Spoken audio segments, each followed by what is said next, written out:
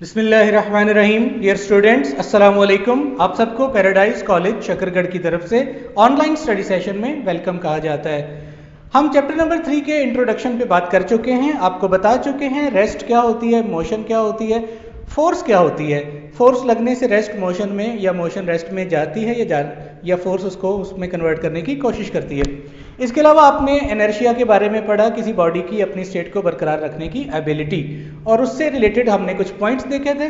तो आपने होपफुली उस लेक्चर को अच्छे से समझ लिया होगा, और अगर आपने उस पहले लेक्चर को नहीं देखा तो इस वीडियो से पहले उस वीडियो को ज़रूर देखें। बेटा, रेस्ट एंड मोशन के अंदर रेस्ट पर तो बात किसी बॉडी की स्टेट के चेंज ना होने की वजह से बात वहीं पे रुक जाती है, लेकिन मोशन एक ऐसी स्टेट है कि जिसके बिहाफ पर आगे कुछ टर्म्स हैं जिन्होंने चलना है, जिसको आपने अंडरस्टैंड करना है। तो यहाँ से हमारा एक डेफिनेशंस का और क्वेश्चंस का सिलसिला चलेगा। तो मोशन से रिलेटेड क्या क्या टर्म्स हैं जिनको बताया जाएगा, मैं पहले बता देता हूँ आपको। डिस्टेंस, किसी बॉडी ने कितना कवर किया, डिस्प्लेसमेंट क्या चीज़ है, स्पीड क्या है, उसकी वेलोसिटी क्या है, आगे इनकी टाइप्स। तो ये फिर आप एक्सेलरेशन को पढ़ेंगे, उसकी टाइप्स को पढ़ेंगे। तो ये सारी चीज़ें बेसिकली मोशन की वजह से ही होती हैं। तो अब हम आज अपनी इस चैप्टर नंबर 3 के बाकायदा तौर पर आर्टिकल की तरफ चल रहे हैं, जिसको स्टेटमेंट में हमने बोर्ड पे लिखा है। आप डिफरेंशिएट करेंगे इन दो चीज़ों को, डिस्टेंस एंड डिस्प्लेसमेंट, और फिर एक्सप्लेन करें इसको एक एग्जाम्पल के साथ। तो आइए शुरू करते हैं। स्टूडेंट्स, डिस्टेंस जिसे उर्दू में फासला कहते हैं, तो इसकी बड़ी सिंपल सी डेफिनेशन है। एक पॉइंट से बॉडी अपने मोशन को शुरू करता है और किसी दूसरे पॉइंट तक चला जाता है, जाके रुकता है।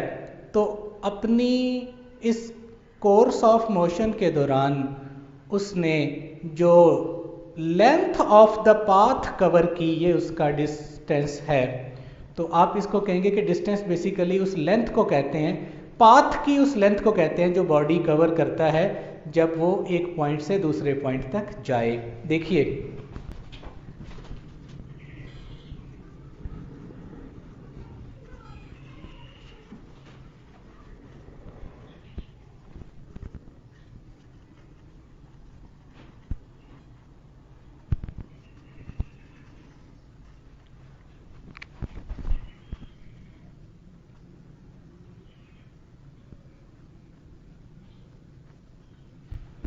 देखिए स्टूडेंट्स, एक बॉडी अपनी मोशन के दौरान जो पाथ फॉलो करता है, उस पाथ की लेंथ उसका डिस्टेंस कहलाती है, फासला कहलाती है।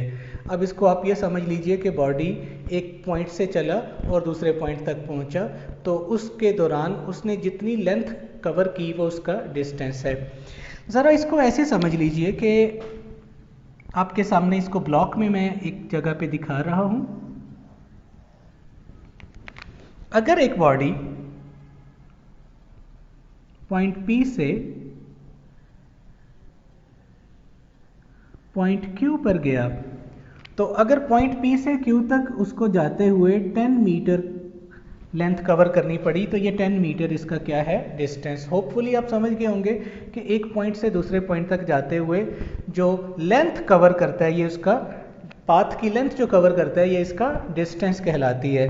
अब आप ये कहिए कि अगर एक बॉडी Q से वापस P पे आ जाता तो उसका डिस्टेंस 10 मीटर प्लस 10 मीटर, तो टोटल डिस्टेंस आप कहते, यानी इसका डिस्टेंस 20 मीटर हो गया, यानी P से P पर आने का। तो आपसे मैं कहता हूँ, अगर ये सर्कल के 2 चक्कर लगाए तो डिस्टेंस कितना हो गया, तो लेंथ डबल हो जाएगी, 1 टाइम एंड 2 टाइम, तो वो हो जाएगी 40। अगर 3 चक्कर लगाए तो ट्रिपल हो जाएगी। इसका मतलब है चाहे वो सर्कुलर पाथ में मूव करे, चाहे स्ट्रेट पाथ में मूव करे, किसी भी आर्बिट्रेरी पाथ में मूव करे, उसकी लेंथ आपने देखनी है कि कितनी उसने ट्रेवल की है। तो एक ही क्लोज पाथ को जितनी दफ़ा वो रिपीट करेगा, उसका डिस्टेंस उतने टाइम्स बढ़ता चला जाएगा। ठीक है। सो आपने याद रखना है कि ये किसी पाथ की कवर होने वाली लेंथ है, और अगर 2 दफ़ा पाथ ट्रेवल होता है तो लेंथ डबल हो जाएगी।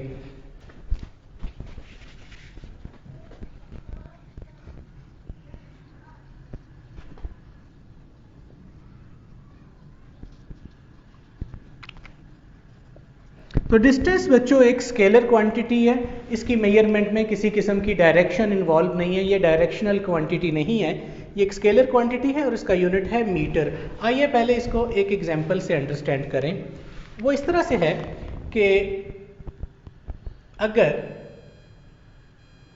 एक बॉडी पॉइंट ए से पॉइंट बी पर जाता है और उसको डिस्टेंस ट्रेवल करना पड़ा 5 मीटर, ये आपको समझाने के लिए बता रहा हूं, इसको आपने डेफिनेशन में शामिल नहीं करना।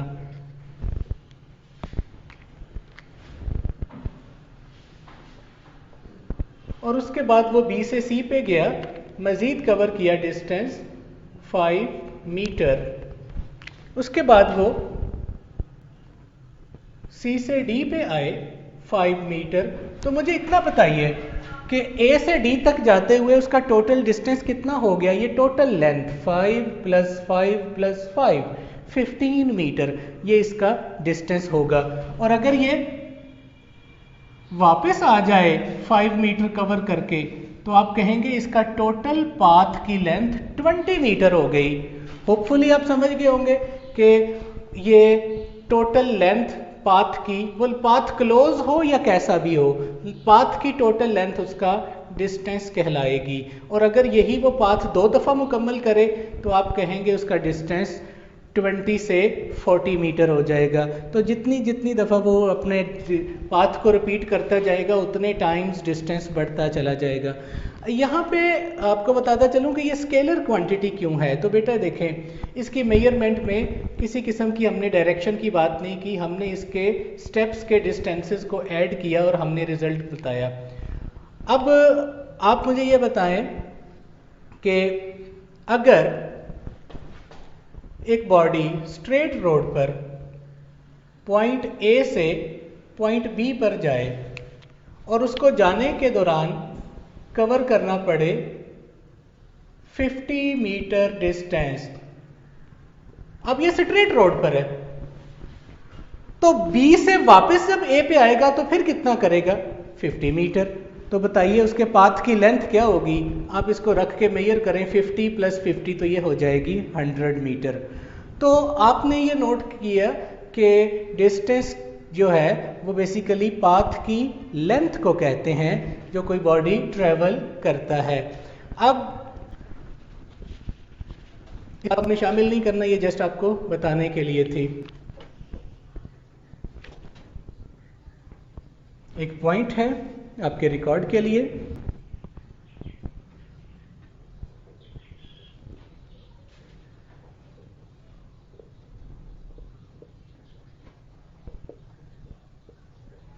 दो पॉइंट्स के दरमियान इन्फिनिट नंबर ऑफ डिस्टेंसेस हो सकते हैं। ये आपका पॉइंट है, ये याद रखने की बात है, इसको डेफिनेशन में नहीं शामिल करना।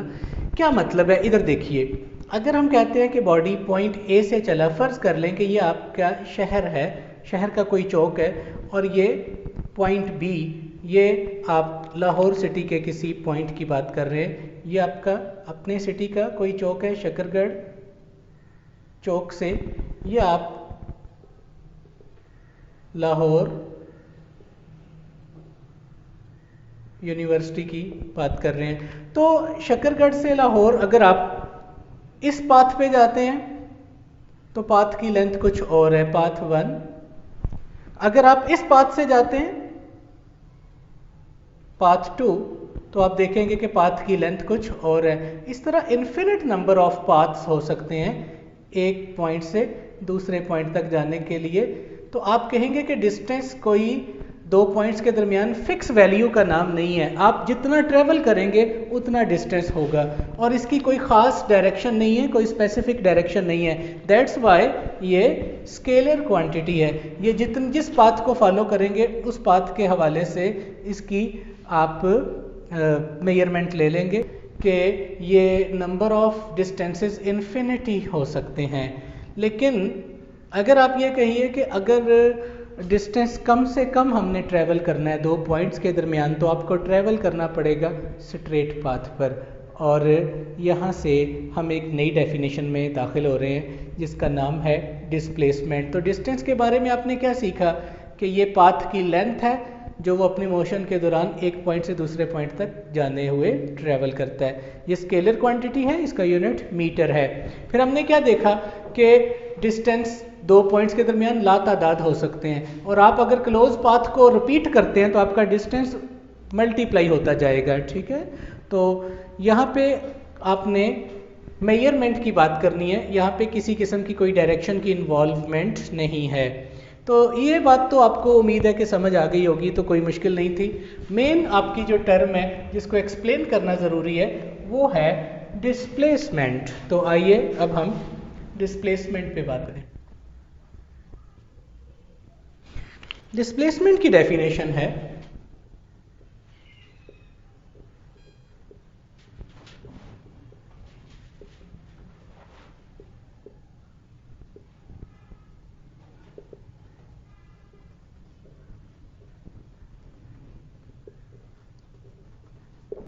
दो पॉइंट्स के दरमियान शॉर्टेस्ट डिस्टेंस, कम अज कम फासला बिटवीन टू पॉइंट्स, लेकिन ये उतने ही इंपॉर्टेंट चीज़ है डेफिनेशन की, इन ए पर्टिकुलर डायरेक्शन। यस, ये सिर्फ दो पॉइंट्स के दरमियान शॉर्टेस्ट डिस्टेंस की मेजरमेंट नहीं है बल्कि उसकी डायरेक्शन भी बता रहा है। अब मैं इसको डायग्राम में आपको समझाता हूँ तो आप उम्मीद है कि इसको अंडरस्टैंड करेंगे। वो कुछ इस तरह से है बच्चों कि आपको कहा जाए कि ये पॉइंट ए है और ये पॉइंट बी है, ठीक है। तो ए भी अपनी जगह पे फिक्स्ड पॉइंट है, फिक्स्ड है ए भी अपनी जगह पर, और बी पॉइंट भी अपनी जगह पे फिक्स्ड है, ये अपनी जगह चेंज नहीं करते। ये दो फिक्स्ड पॉइंट्स के दरमियान जो डिस्टेंसेस हैं वो तो लातादाद हो सकते हैं। आप ए से बी इस रास्ते पे भी आ सकते थे, आप इस ए से बी जो है वो किसी इस रास्ते को भी फॉलो कर सकते थे। तो ये तो सारे डिस्टेंसेस हुए जो आप बात कर चुके हैं, लेकिन एक पॉइंट से दूसरे पॉइंट तक जो शॉर्टेस्ट डिस्टेंस है, कम से कम फासला, वो कहलाएगा डिस्प्लेसमेंट। लेकिन इन ए गिवन डायरेक्शन आपको बताना पड़ेगा कि हम ए से बी की तरफ डिस्प्लेसमेंट ले रहे हैं। सो याद रखें कि डिस्प्लेसमेंट की जो लेंथ है वेक्टर की वो बताती है कि बॉडी कितना अपने ओरिजिनल पॉइंट से मूव किया है, और टिप बताती है किस डायरेक्शन की तरफ वो गया है। सो आप ए से बी की तरफ डिस्प्लेसमेंट को लेंगे तो ए टू बी दिखाएंगे, और मज़े की बात है अगर हम बी से ए को लेते तो फिर डायरेक्शन उलट हो जाती, हालांकि लेंथ उतनी ही रहनी थी। सो डिस्प्लेसमेंट क्या बताता है? दो पॉइंट्स के दरमियान shortest distance in a particular direction. मैं आपसे एक बात पूछता हूँ, इस बात को जो आपके सामने रखी है इसको सामने रखते हुए कि ए से बी तक जो डिस्प्लेसमेंट है क्या वो बी से ए डिस्प्लेसमेंट के बराबर है? हाँ, मैग्नीट्यूड में तो बराबर है भाई। ए से B, from A to B shortest distance, और बी टू ए लेंथ तो उतनी है लेकिन डायरेक्शन ऑपोजिट हो जाएगी। उम्मीद है आप बात समझ गए होंगे कि यहाँ डायरेक्शन कितनी इंपॉर्टेंट है कि ए से बी को और बी से ए को आए तो साइन साथ में माइनस का देना पड़ता है। ए टू बी जाएंगे तो ए होगा टेल और बी होगी टिप, यानी, और अगर बी से ए को आएंगे तो बी होगा टेल और ए होगी टिप। तो आप समझ गए होंगे कि दो पॉइंट्स के दरमियान जो शॉर्टेस्ट डिस्टेंस है वो जब पर्टिकुलर डायरेक्शन में लिया जाता है तब उसको डिस्प्लेसमेंट कहते हैं। स्टूडेंट्स, इससे पहले कि अब हम बाकायदा एक्सप्लेनेशन स्टार्ट करें, मैं एक से दो पॉइंट्स आपके सामने रख देना चाहता हूँ। देखिए, पहले नंबर पे हम ये कहते हैं कि एक बॉडी स्ट्रेट पाथ पे मूव कर रहा है, ठीक है। तो उसके लिए मसलन हम ये कहते हैं कि एक बॉडी पॉइंट ए से ट्रेवल कर रहा है सीधा और पॉइंट बी पर जाके रुक गया। आपने देखा इसका मोशन का जो पाथ है वो स्ट्रेट पाथ है। तो स्ट्रेट पाथ के लिए ए से बी तक उसने कितना डिस्टेंस कवर किया? फॉर एग्जांपल ये डिस्टेंस है 40 मीटर। तो क्या आप ये कहेंगे कि इस वक्त इसका डिस्टेंस 40 मीटर है और इसका डिस्प्लेसमेंट वो भी 40 मीटर है? क्योंकि आप जान रहे हैं कि पाथ स्ट्रेट है तो जितना उसकी लेंथ है पाथ की वही शॉर्टेस्ट डिस्टेंस है, लेकिन हम इसको फिर भी डिस्टेंस और डिस्प्लेसमेंट को इक्वल नहीं ले सकते। क्यों? क्योंकि डिस्टेंस के अंदर कोई डायरेक्शन की बात नहीं की जाती। डिस्टेंस तो नज़र आ गया 40 मीटर, ठीक है, लेकिन डिस्प्लेसमेंट जब भी लेंगे तो आप कहेंगे ए से बी की तरफ, तो डिस्प्लेसमेंट लेंगे तो आप दिखाएंगे कुछ इस तरह से एरो की मदद से, और आपको कुछ इसको ए से बी तक का डिस्प्लेसमेंट, और अगर हम बी से ए की बात करें तो हमें बताना पड़ेगा कि बी से ए की तरफ आ रहे हैं, तो यहाँ ए से बी डिस्प्लेसमेंट क्या बता रहा है, इस पर्टिकुलर पॉइंट से किस तरफ हमने जाना है, कितना दूर है हम और किस डायरेक्शन में है। तो यहाँ पे किस डायरेक्शन का जिक्र चूंकि आ गया, तो तब भी आप याद रखें कि डिस्टेंस और डिस्प्लेसमेंट को बराबर नहीं कह सकते। हाँ, आप ये कह सकते हैं कि मैग्नीट्यूड ऑफ डिस्प्लेसमेंट और डिस्टेंस ये दोनों बराबर होंगे। कब? जब बॉडी स्ट्रेट लाइन में मूव करे। उम्मीद है कि आप समझ गए होंगे। स्ट्रेट लाइन में मूव करेगा तो जितनी पाथ की लेंथ होगी उतनी ही मैग्नीट्यूड डिस्प्लेसमेंट की होगी, लेकिन फिर भी डिस्प्लेसमेंट और डिस्टेंस बराबर नहीं होंगे, उनकी मैग्नीट्यूड्स बराबर होंगी।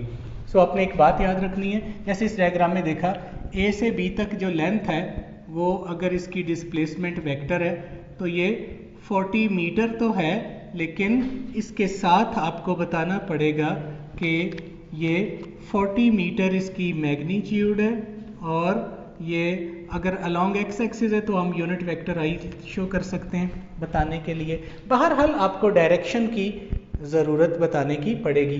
तो इस बात से हमें क्या रिजल्ट मिला? पॉइंट नंबर 1, ये भी आपका एमसीक्यू है, और वो ये है, for a straight line motion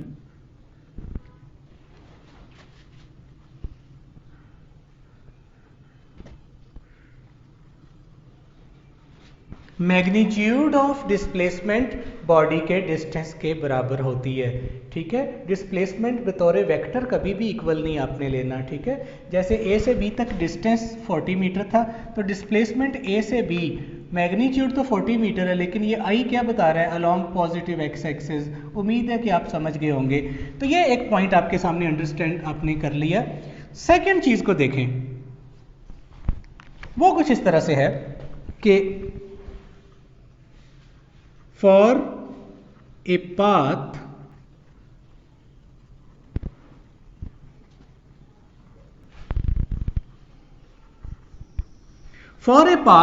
other than straight path, यानी ऐसा पाथ जो स्ट्रेट नहीं है उसके लिए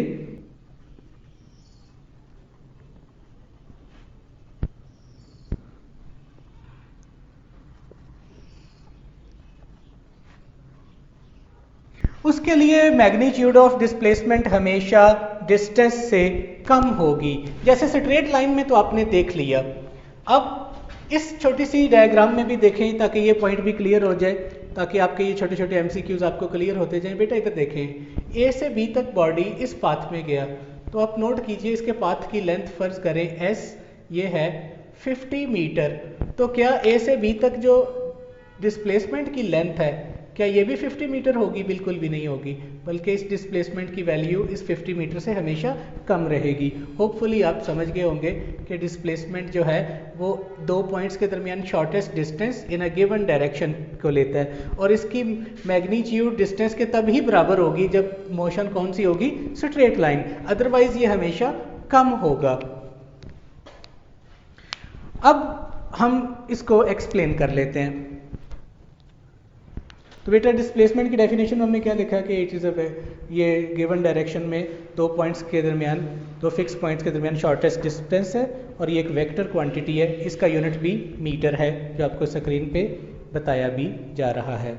अब हम इसको एक्सप्लेन करते हैं कि एक्सप्लेनेशन में हम इन चीज़ों को आपके सामने रखेंगे।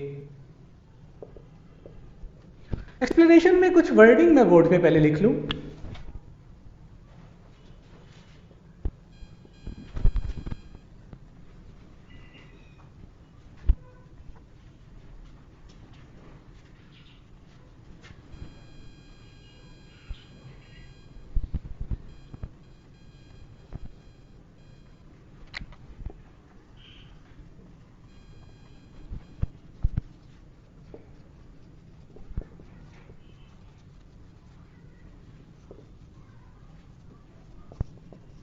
स्टूडेंट्स जरा देखिए, डिस्प्लेसमेंट किसी बॉडी का एक वेक्टर क्वांटिटी है जो बताती है क्या, इन विच डायरेक्शन, किस डायरेक्शन में, एंड हाउ फार, कितना दूर एक बॉडी डिस्प्लेस हुआ है, कहाँ से, इनिशियल पॉइंट से या इनिशियल पोजीशन से।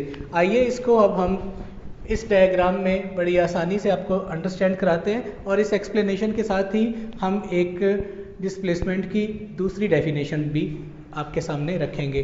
फॉर एग्जाम्पल बेटा एक्स वाई प्लेन है, आइए एक्स वाई प्लेन में हम इसको शो करते हैं। एक्स वाई प्लेन बनाने का तरीका आप जानते हैं कि टू लाइंस 90 डिग्री पे लेते हैं और ऑब्जर्वर की right side positive x axis होती है, ठीक है, और जहाँ पे ये दोनों इंटरसेक्ट करती हैं ये ओरिजिन या रेफरेंस पॉइंट है। मान लीजिए कि एक बॉडी पॉइंट ए पर था, एक पॉइंट ए से ट्रेवल करके वो पॉइंट बी तक गया। मान लीजिए कि बॉडी पॉइंट ए से बी तक इस पाथ को फॉलो करते हुए गया, तो आप देख रहे हैं ये पाथ एक डिस्टेंस है और डिस्टेंसेस बेशुमार हो सकते हैं, लेकिन हम अपने चलने वाले पॉइंट से पहुंचने वाले पॉइंट तक एक स्ट्रेट लाइन जो दिखाएंगे ये इसका डिस्प्लेसमेंट है। तो डिस्प्लेसमेंट क्या बता रहा है, हाउ फार, कितना दूर है। तो ये लेंथ ऑफ डिस्प्लेसमेंट वेक्टर बताती है बेसिकली हाउ फार, कितना दूर है, और ये एरो क्या बता रही है, कहाँ से किस तरफ को गया है। तो आप उम्मीद है ये बात समझ जाएंगे कि बताती है डिस्प्लेसमेंट एक वेक्टर क्वांटिटी है जो हमें ये बताती है इन विच डायरेक्शन, किस तरफ, एंड हाउ फार, और कितना दूर। तो ये कितना दूर वाली बात जो है ये इस डिस्प्लेसमेंट वेक्टर की लेंथ बताएगी और टिप उसकी डायरेक्शन बताएगी। होपफुली आप समझ गए होंगे कि ए से बी तक का डिस्प्लेसमेंट ये आपको रेड लाइन से दिखाया गया। बेटा क्या बी से ए तक डिस्प्लेसमेंट भी इतना ही होगा, तो आप कहेंगे मैग्नीट्यूड में तो इतना ही होगा, लेकिन फिर बी पॉइंट इनिशियल हो जाएगा और ए पॉइंट फाइनल हो जाएगा, ठीक है ना। सो आपकी चेंज हो जाएगी डायरेक्शन, लेकिन मेजरमेंट उतनी ही रहेगी। होपफुली आप इसको समझ गए होंगे। अब आपके सामने मैं ये बात रखता हूँ कि जब बॉडी पॉइंट ए पर था तो इसकी position with respect to origin या reference point position vector r1 से दिखाई जा रही है, और आप पोजीशन वेक्टर चैप्टर नंबर 2 में पढ़ चुके हैं कि ऐसा वेक्टर जो किसी पॉइंट की पोजीशन बताए प्लेन में या स्पेस में। जब वो पॉइंट बी पर गया, ये फाइनल पॉइंट है जहां वो पहुंचा है, तो यकीनन इसकी पोजीशन वो नहीं रहेगी, बल्कि पोजीशन इसकी हमने कहा r1 से r2 हो गई। कब, जब उसने कितना डिस्प्लेसमेंट कवर किया, d डिस्प्लेसमेंट कवर किया। तो अब हम इसमें इसको इंडिकेट करते हैं कि फॉर एग्जाम्पल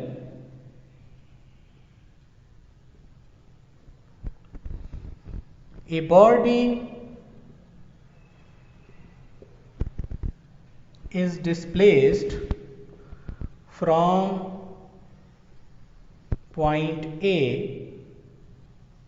to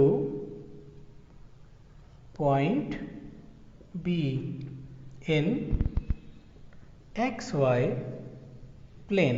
एक बॉडी पॉइंट ए से पॉइंट बी तक डिस्प्लेस हुआ XY प्लेन में। तो हमने कहा कि एक बॉडी डिस्प्लेस हुआ पॉइंट ए से पॉइंट बी तक XY प्लेन में, तो उसकी पोजीशन ओरिजिन के लिहाज से चेंज हो रही है। आप देखें पॉइंट ए पर पोजीशन वेक्टर क्या था r1, बी पर क्या है r2। हेयर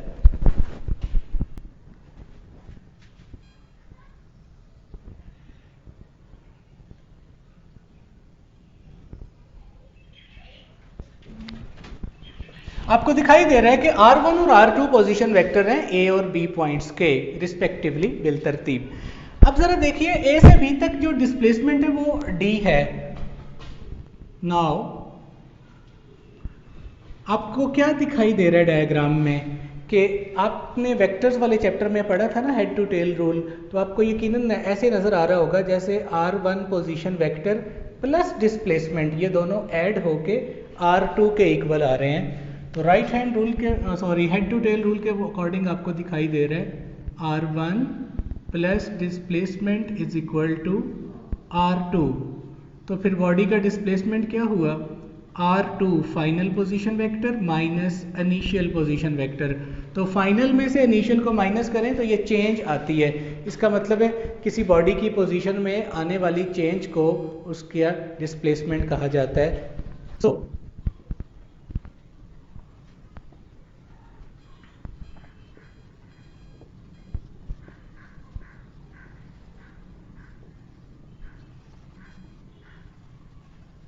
बेटा जब वो एक पॉइंट से दूसरे पॉइंट तक जाता है उसकी पोजीशन में जो चेंज आता है, change in position of a vector from its initial to final, ये कहलाती है डिस्प्लेसमेंट। और ये डिस्प्लेसमेंट की सेकंड डेफिनेशन है। पहली डेफिनेशन आपके पास थी shortest distance between two fixed points in A given direction, यानी ए टू बी यहाँ दिखाई दे रहा है। ये बात भी आपको बता दी कि इस वेक्टर की लेंथ बताएगी कि कितना दूर है बॉडी अपने इनिशियल पॉइंट से, और एरो बता रहा है कि किस डायरेक्शन में है। तो होपफुली आप डिस्प्लेसमेंट और डिस्टेंस को अंडरस्टैंड कर गए होंगे। ये बात भी आपको पता लगी स्ट्रेट पाथ के लिए दोनों की मैग्नीट्यूड बराबर होती है, अदरवाइज डिस्टेंस हमेशा डिस्प्लेसमेंट की मैग्नीट्यूड से ग्रेटर होता है। ठीक है, तो ये अंडरस्टैंडिंग के बाद आपके साथ 1 से 2 पॉइंट्स हैं उनको शेयर करने लगे हैं। आपके सामने एक MCQ मैं लिख रहा हूँ। ये MCQ काफ़ी रनिंग है आजकल, ठीक है, और आपने इसका आंसर करना है। ये एक MCQ है और ये MCQ भी है और एक इंफॉर्मेशन भी है। वो इस तरह से है कि for a semi circular path, किसी सेमी सर्कुलर पाथ के लिए the ratio of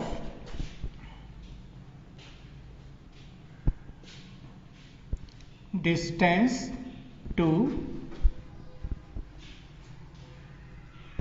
displacement is G। Semi circular path किसको कहते हैं? देखिए ये एक कंप्लीट सर्कल है, तो अगर इसके हाफ सर्कल को आप इरेज कर दें तो ये बन जाएगा semi circular path point A से पॉइंट बी तक।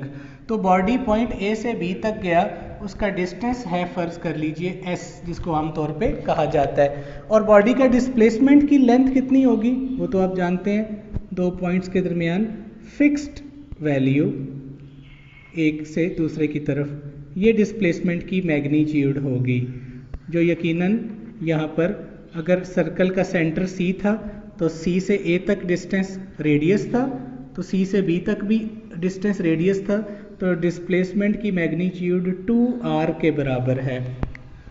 अपनी बात पे चलते हैं कि बेटा आपको कहा जाता है कि दोनों की रेशो फाइंड करें। तो रेशो ऑफ डिस्टेंस टू, बल्कि ऐसे बेहतर रहेगा, distance to magnitude of displacement. तो आप जरा नोट कीजिए डिस्टेंस यहाँ पे कितना आएगा। पूरे सर्कल का जो डिस्टेंस है वो सरकमफेरेंस कहलाता है, जिसकी वैल्यू होती है 2πr। तो यहाँ पे डिस्टेंस कितना होगा? सरकमफेरेंस का हाफ, तो ये आ जाएगा पाई इंटू आर। उम्मीद है कि आप समझ गए होंगे। और डिस्प्लेसमेंट की मैग्नीट्यूड हमने फाइंड की, कितनी है? r plus R. इसको मैं मॉड में लिख रहा हूँ, वेक्टर है, तो इसकी मैग्नीट्यूड की बात हो रही है 2r।